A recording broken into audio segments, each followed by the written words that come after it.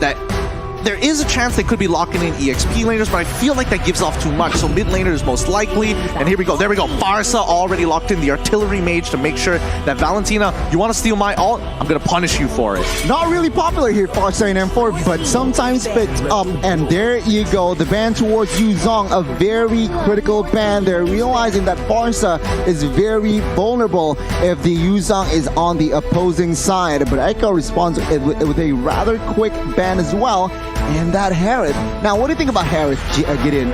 So far, I think Harith is actually not that bad. Again, if you want to play a little bit more passively in the lane, you absolutely can do so. His 1v1 potential is so very good, especially when he gets his first item.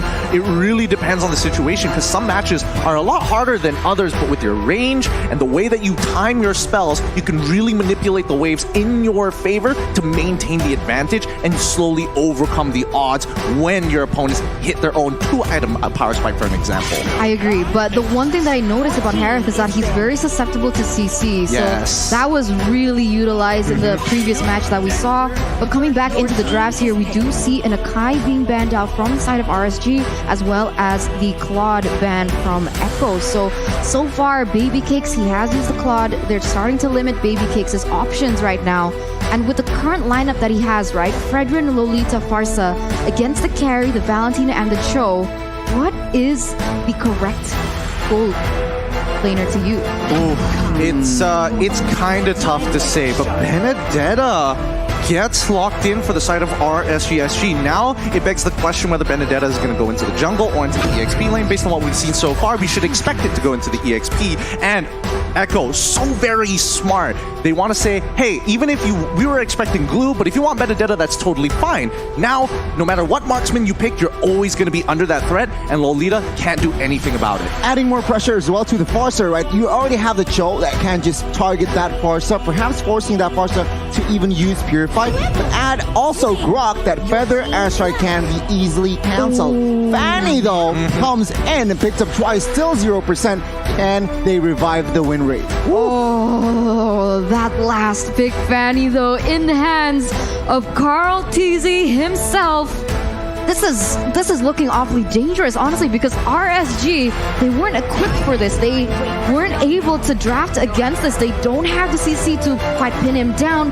Without the Franco, without that reliable source of CC, it's going to be difficult to shut down this Fanny. And the only thing that they could do was choose the gold laner, and the gold laner is Beatrix. Yeah, you could see it on the faces of RSG. They know that this draft is particularly difficult to pull off with what we're seeing coming in from Echo. It's all about timing, and it's all about finding the right opportunities, which is not exactly within the playstyle of RSG overall. They like that structure, and if you break out of that structure, man, it gets very chaotic very quickly. So let's see here again. Composition-wise, it is going to be very balanced. It's going to be up to the early game. No. I mean hero power-wise, but early game, it is all towards Echo. Yeah, he's got a Dragon Balls. I can literally see when the camera's off, he pulls up his Dragon Ball Z Power Scouter. He's just like, oh, there we go, 10,000. Yeah, I gotta agree. I mean, right now it seems like Echo have drafted themselves a victory, but it all depends on execution as we head into the land of Dawn to see Echo Philippines go against RSG Singapore. Spam your hashtags. It is Echo Loud, Echo Proud, or GGRSG. Ladies and gentlemen, let's witness, will Echo remain undefeated, or can RSG make something happen? Let's find out right here, right now, because we're seeing potential cheese up on the top side here. Yawi looking to punish this Beatrix, and that's the thing, right? Beatrix is supposed to be good in lane, but as soon as you add some external factors, it becomes a bit of a problem. Let's see here already. Spell checks. Yeah, 505 on that Farsa is somehow forced to use that Purify, but Echo, they're feeling confident, they're feeling aggressive. They are going to use 4 flickers. Let's see how it will work out. I mean, let's take a look at the emblems before things go too heavy, right? Because when we see Echo, the choice of emblems, a lot of high and dries here. I think they're going to be playing for those pickoffs. So RSG Singapore, they need to be aware of that. They need to see that this is going to be the play that they want to go for in the early game especially. But they do have to wait for Yaoi to get that level 4 in order for him to assist in that pickoff strat. Yeah, I mean, when we're looking at the emblems, it just immediately tells us what Sanford is playing for, right? When you have high and dry, he understands that, unfortunately, Diablo isn't going to be as strong as him, especially with the unbending will. But top side now. Oh, 3v1 called TZ with the cables. Jumps in towards Baby Cakes. Baby Cakes, even without the flicker, is still quite safe. I don't know. I feel like if Echo really wanted to, they could have dove that, but I guess they pulled back because they didn't see Lulzy until the very last second when he showed up mid. So, I don't know. I think it's the safer play for Echo. Don't really need to force any agendas now with Turtle coming up in 3 seconds. I mean, right now, RSG, I don't see them being able to actually take this next objective away because we already see that Echo is starting to set up for it. Ray in the vicinity, trying to open up the map. But what's happening bot side? Sanji forced the flicker, but first blood will fall to the hands of RSG. Can they steal this one? 4v3, Nomian Blast will not be able to connect as Call TZ will find the first turtle. Echo equalizing a kill for the turtle. Now, but that was the thing that I was so concerned about. I think I've said it over and over that they don't have anyone, one, to pressure Carl TZ in the jungle. Because usually when we see an assassin being used, we see someone like the Masha or the Hilda to be able to deny those rotations.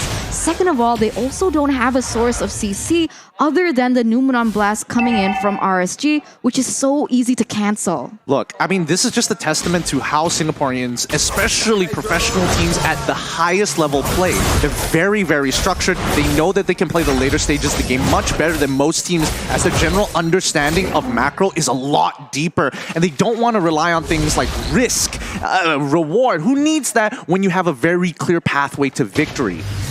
They don't like the gamble, it seems like, but minute number 3, Benny QT has secured the first item, Corrosion Scythe. And take a look at the emblem here, Gideon. Anything significance, perhaps? Well, other than Sanford's high and dry, he could have picked up Weapon Master if he wants to, but at this stage of the game, I mean, he knows his matchup against Diablo is going to be heavily in his favor for the majority of it. It's a wet noodle fight, right? Cutthroat on towards 505, and he goes down immediately. Echo, with the early game potential that they have, seems like now they are controlling the tempo. Yeah, they already have that benefit. Oh my god, Yaoi goes in! Jack Kundo flicker connects, and we can see here an all-out brawl. Call TZ jumps in with the cable. Sanji picking up a kill. RSG retreating right now. Lulzy might be next here. No commitment just yet. Echo with the intelligent engage and disengage. That must be so frustrating, right? Because RSG, they're betting on the Numenon Blast, whereas Echo, they have Yaoi to work around to initiate, but they also have that beautiful follow-up coming in from Sanji, but Diablo, he's gonna be taken down. Goodbye, Diablo. And that's why you take high and dry. No, we were literally on this. We were going to say the exact same thing. I was hoping you were going to commit to that, right? The high and dry makes all the difference here. If you had Weapon Master, it probably wouldn't have the same effect. Second neutral objective will be secured comfortably by the hands of Echo. Again, RSG, they are behind on rotation, so they need to find something to equalize. Okay, so pickoffs for Echo right now. The neutral objectives so far have also been dominated by Echo. RSG, when will it be the time for them to turn online and find that power spike that perhaps they haven't found yet here in the 5th minute? Well, all of it is dependent on both 505 and Baby Cakes, who are supposed to be the ones who can actually pull them towards the later stages of the game. But let's see, because Lulzy has a lot of work to do. He can only be in so many places at once. Yeah, you can see your top side already. 3v4, perhaps potentially 5v5. Call TZ jumps in. Cutthroat connects, but no, not enough damage just yet. RSG pulls back. I see the fact that Baby Cakes has been pressured quite a lot, but he's not that far behind in terms of that level gap. So it's very interesting to see what the items say, but Oh, he lands it! Oh my god, the stun, everything goes down. Call TZ, RSG. Top. Find the equalizer, in particular the top side. Flicker pops. My goodness, Baby Cakes with the 1 HP retreat. And we can see here already the bolt roamer is just punching bags. But okay, let's see. Conceal on towards the purple buff. Ray trying to steal that orange buff. Wave Dragon connects. Not enough damage. As Call Teasy with the retribution. But Call Teasy takes down Lolzy. Finds the double. No, Benny QT will pick up the kill. So again, Echo with the control of their jungler. That's really unfortunate for RSGSG. They had a really good idea. They knew that the purple buff was going to come up. They wanted to get a punish specifically onto Carl Teasy, but unfortunately, Echo had the foresight to understand that RSG wants to go for the punish, so instead they go for the counter engage, and the G Kundo specifically on Lolzy to deny it. Beautifully done. Kundo Flicker connects on towards Baby Case here, top side. They are looking for the collapse, but it seems like RSG is on time to defend.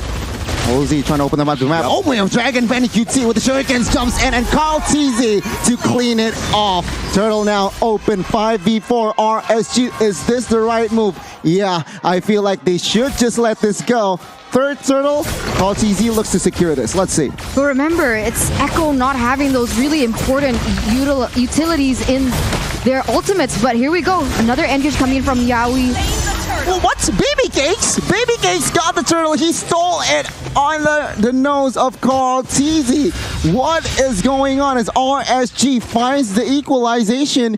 And the turtle get in. Yeah, that's just unfortunate. I was shocked for a second. I couldn't believe that Baby Cakes actually got that, but that's great for RSG. Just look at this lead that Echo has, right? They want to be at least 5K by this point. Wave of Dragon, 3v1 Diablo caught off guard there. And it seems like Echo will find the first tier turret bot side. And now RSG, they are looking for an equalization, but what can they do? Well, you can expect that, Carl Teasy is going to look to make the aggressive play, but overall, RSG, if they have to sacrifice objectives, so be it. They still need to scale. That is their objective, right? Because Farsa is going to make Benny QT's life so very difficult, and the second question is whether or not Lolzy can actually handle Sanford, and on paper, it should be a no as long as there's a wall. My goodness, just the kill pressure that Carl Teasy brings to the table. Baby Cake still surviving that one. Let's take a look at the mid side. Ray, 505, looking for a setup, but River, no comment. Oh my god, River top side. Lolzy gets caught with the Wave of Dragon, and 4-member is technically on him. There you go, down goes Lolzy. I mean, you mentioned something about RSG and like the Singapore region in general of how that, oh my god, but wait a minute! Bye-bye, Carl Teasy. Bye-bye, Baby Cakes. Now, Bray trying to find look something, trying to go for the clear as Echo will not be able to seize that mid side as, Diablo finds compensation top side. Now, right now, we can see that RSG, they're starting to figure out Echo, right? Echo, they like to go in for those pickups, but with a lot of members, they're using a lot of manpower, and therefore Diablo has started to be able to use that to their advantage by starting that split push. And if this goes on over and over, it could be RSG still staying relevant in the game, Gideon. For sure. I mean, that's the idea. Both EXP laners are looking to gain pressure into the side lanes to kind of pull them apart for these neutral objectives. It's difficult, but now the kick comes through. Oh my god, Bray gets deleted. Whoa. Luminum Blast connects onto his one here. No follow-up damage just yet. Sanji trying to find something. Benny QT in the backside finds the Farsa. Benny QT will get the shutdown though. And now it is going to be a 3v3. Sanji Flicker as a defense. Baby Cakes in a tough situation. Oh, that Kundo is big. Baby Cakes though finds a double as Sanford will find a trade. At the end of the day, it's going to be 4v2. But my goodness, the Fanny out of nowhere finds the kill. Oh my god, a 4-for-2 trade, and let's make it more? Okay, he didn't want to commit onto that. He didn't want to make that mistake, but even then, Echo still with a huge trade on the board. It was so very close. Baby Cakes was trying to pull it by himself. He's like, all right, boys, get onto the backpack. We're going to try and take out as many of these boys as possible. Yaoi played it well. He was delaying his G Kundo on purpose, knowing that the tactical roll coming in from Beatrix was going to come off of cooldown really soon, just to ensure the kill was going to get through. Cartesi, however, have to keep in mind, he's very dependent on this purple buff. So if RSG finds the opening to deny it from him, these neutral objectives will become a lot easier to contest. And right now, they are going to start setting up for this next Lord. But look at this, RSG already on the way. Let's see who is going to be able to take it, as Echo seems to have the better setup for now. They're trying to bait out information with the whereabouts of RSG members. 5 members clumped up here. Rosie trying to face check. Wave Dragon, Benny QT, take a look at the damage. And Sanford will confirm the kill. Sanford will retreat as they are confirmed 5v4, so they should take Lord quite comfortably. No issues whatsoever. I don't know. I think at this point, adjustments need to be made. Like RSG, yes, they were giving up the Lord, but they cannot let Lolzy just keep walking, and he clearly isn't tanky enough to face check these rushes. They need to check it with 505, who actually has the range to do so, or maybe Diablo, who has Eye for an Eye available. But now we're going to take a look at the in-game items. What has been happening so far?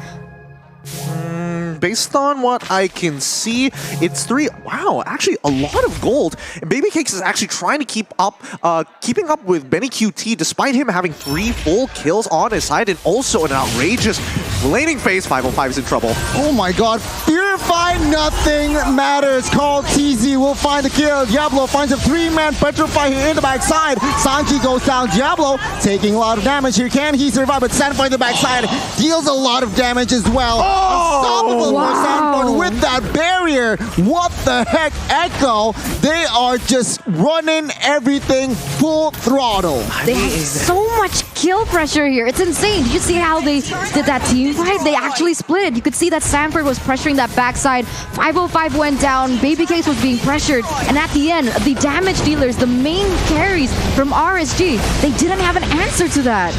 They don't have it just yet, but it takes time to get their Echo. Now with a solid 5k lead, they're going to lose their inhibitor down on bot side. This is the position that Echo has been looking for a long time. The end is nigh. When we see that 95-second clock reach 0, this Lord is going to be so very important for Echo to try and close out this game. If not, RSG will delay it for another full 5 minutes. 5,000 gold lead here for Echo, and you can see the player's gold that you're right, Baby Cakes, he hasn't fallen too far, so they still do have potential coming in from him, but that depends on how RSG is going to be able to protect him, right? Because so far, Baby Cakes has been pressured so much, and you're right, Lolzy, he hasn't been able to protect too much because he isn't as tanky, he's not as sustainable as someone like, let's say, Sanford or even Yaoi in this situation. I think what's the most, like, if you were in SG's position, right? It's not like you're making bad decisions, and especially in that last fight, I think that was the best example. You were making all the right calls, you were looking and targeting all the right people, but Echo, oh yes, Yaoi, he was able to get the Shunpo to dodge the stun. Oh, and even Sanford dropping the wall at 1 HP, holding it off to wait for his opponent to turn the corner so he doesn't expect it. They're just getting outplayed. It's not like SG is making bad choices. I mean, we can see here Echo already somehow establishing a healthy amount of gold lead, but what I do really want to point out is their mechanics, their macro is also very on point. Sanford here being everywhere, disgusting. Take a look at this barrier delay. Wave manipulation, the beauty of Grok. Not a lot of heroes can do that.